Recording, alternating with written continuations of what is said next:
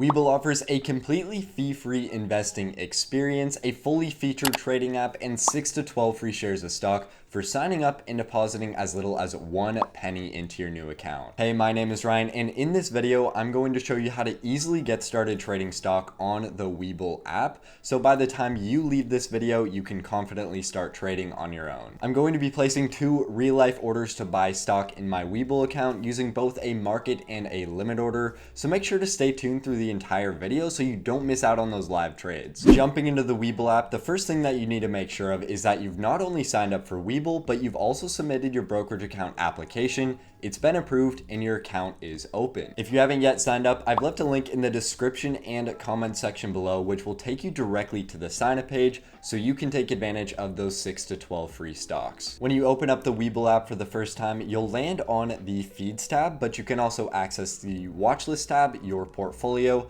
the markets, and the menu tab. Now from any tab with the magnifying glass icon in the top right corner, that's where you'll go to search for stock and other securities. So in this video, I want to add 5 shares of Verizon stock to my portfolio. It's down quite a bit from its recent highs, and I believe it's a great dividend stock to own. So let's place some orders. You can search for the company name or enter the ticker symbol. The ticker symbol for Verizon is VZ, so I will enter that. Clicking on that, you're brought to the stock's information page. You can view all sorts of information, including a chart with the option to overlay it with different technical indicators. For example, you can add the moving average line, Bollinger Bands, or the relative strength index to the chart, to name a few. I'm going to keep the chart looking simple, so I'll turn off those technical indicators so we just have the price trend and volume information. Outside of the chart, we can view the options chain, news related to the stock. We have access to the feeds tab, which I like to think of as a Twitter within Webull, and then the analysis tab where you can view analyst ratings of the stock. Lastly, you have the company tab, which provides financial information, press releases, and profile information, which covers shareholder information, management and executive information, as well as the industry that the stock operates in. To get started trading, hit the trade button in the lower left corner, and then you can choose between the buy or sell side and choose your order type. There are 5 simple and 5 conditional order types available on Webull. In this video, I'm going to show you how to submit a buy order for both market and limit orders, and then I'll show you how to submit a sell order and everything that you need to understand about those. For the first 3 shares of Verizon that I'm going to buy, I'm going to place a market order. This means that I'm willing to pay whatever the current market price is for those shares of stock. Typically, this order type fills almost immediately. However, on very illiquid stocks, it can take longer to fill, but this is never an issue you'll run into trading stocks like Apple, Tesla, and Nvidia, for example. For the other 2 shares, I'm going to place a limit order. This order type allows you to submit a specific price of your choice to buy the stock at. So if a stock we're trading at $100 per share right now, but you don't want to pay that price, you want to pay $80 per share, you can submit a limit order for $80 per share, but that order won't fill until the stock's price drops to $80 or lower. I'll show you exactly how that works in a second, but let's first place that market order for 3 shares of Verizon. With the buy side selected, I'm going to change the order type to market, and then I can enter the number of shares that I want to buy, or I can enter the dollar amount. So if you wanted to buy fractional shares, you could have this selected and enter what you're willing to spend. Now, for a complete tutorial on how to buy fractional shares on Webull, you'll want to check out my Webull playlist page on my YouTube channel with over 14 tutorials to choose from, with a lot more to come. I'm going to change this back to share and enter 3. For the time and force section, the only option with the market order is day only. This is a little bit different with a limit order, which I'll explain in just a second. Next, you'll see the estimated cost, which for me is about $113.10. This will fluctuate a little bit because we're paying whatever the market price is.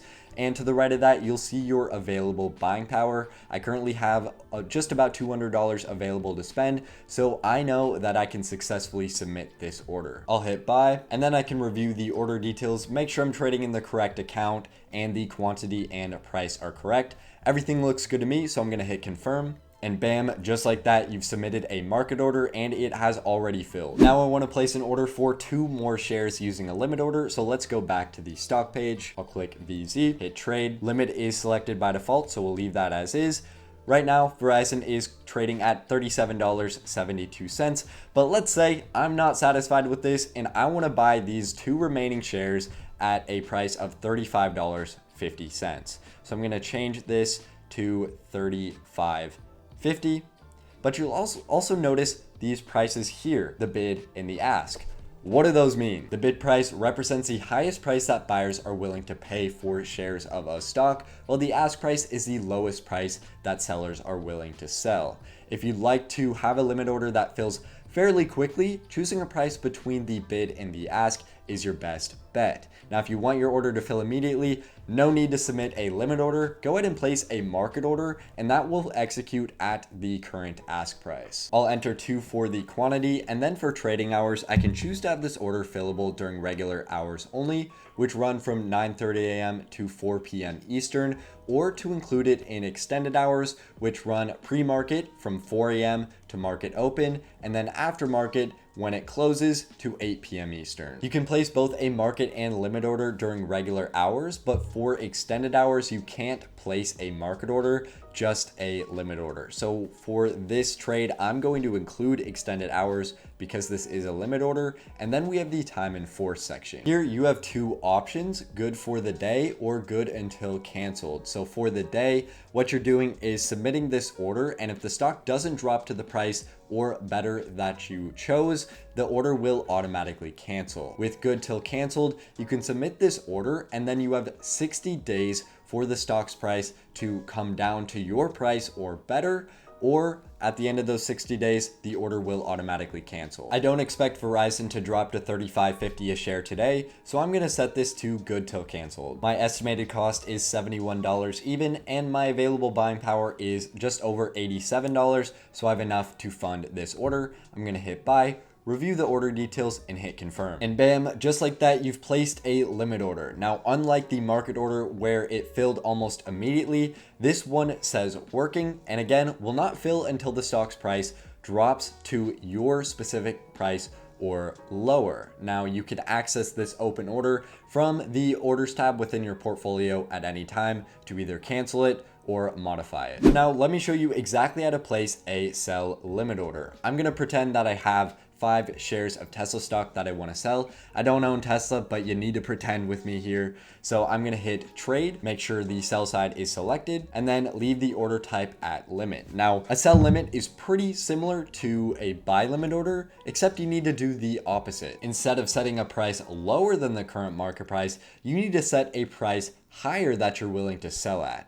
Makes sense, right? Tesla is currently trading at about $214.30, right around that area. But let's say I don't want to sell my 5 shares of fake Tesla stock until the price reaches $250 per share or higher. So for limit, I'm going to enter 250. For the quantity, I'm going to enter 5. Again, I don't own this, but for the example, you know how it goes. I'm not going to include extended hours here. We'll just change that to regular hours. And then time and force, I'm going to set that till good until canceled because I don't expect Tesla to reach $250 in today's trading session. You can then view the estimated amount that you'll receive if this order executes at the limit price that I set. Now, one important thing to keep in mind is that if the stock has a major run up and the stock's price goes way higher than the limit sell price that you set, you have the potential to miss out on profit because it's still going to sell at that limit price. For a complete step-by-step tutorial on how to get started with the Webull app,